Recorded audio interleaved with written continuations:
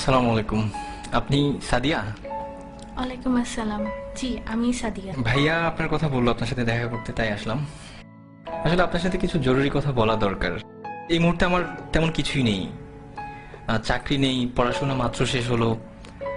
সুতরাং বুঝতেই পারছেন বিয়ের জন্য যে একটা মানসিক প্রস্তুতি, তার কোনোটাই আমার নেই।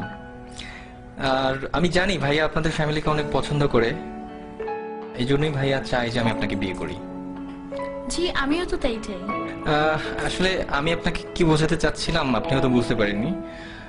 বাবা মা মারা যাওয়ার পর থেকে ভাইয়েরা আমার দেখাশোনা করেছে বা এখনো করছে, কিন্তু এই কৃতজ্ঞতা স্বরূপ তো আমি আপনার মতো একজনের ভবিষ্যৎটাকে অন্ধকারে ঠেলে দিতে পারি না। আপনি অন্ধকার বলছেন কেন? কিছু নেই বলেই তো আমি আপনাকে বিয়ে করতে যাচ্ছি।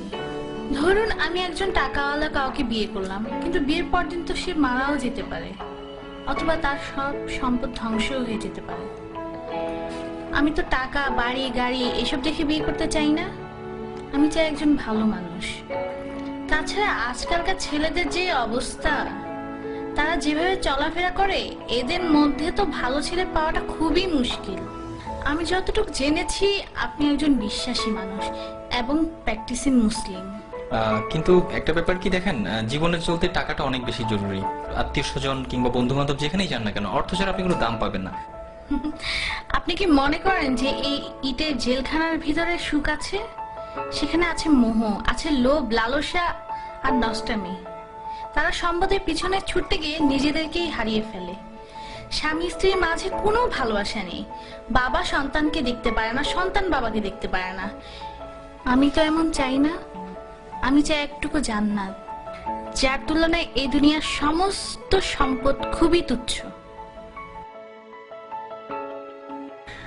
আমাদের বিয়েটা ছিল খুব সাধারণ। মসজিদে গিয়ে বিয়ে করলাম, এরপর কিছু জিলেপি কিনে গরিবদের মাঝে বিলিয়ে সারাদিন দুজন মিলে ঘুরলাম।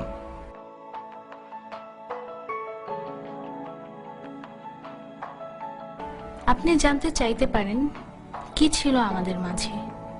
কিছুই না, একটি শক্তিশালী বিশ্বাস মাত্র।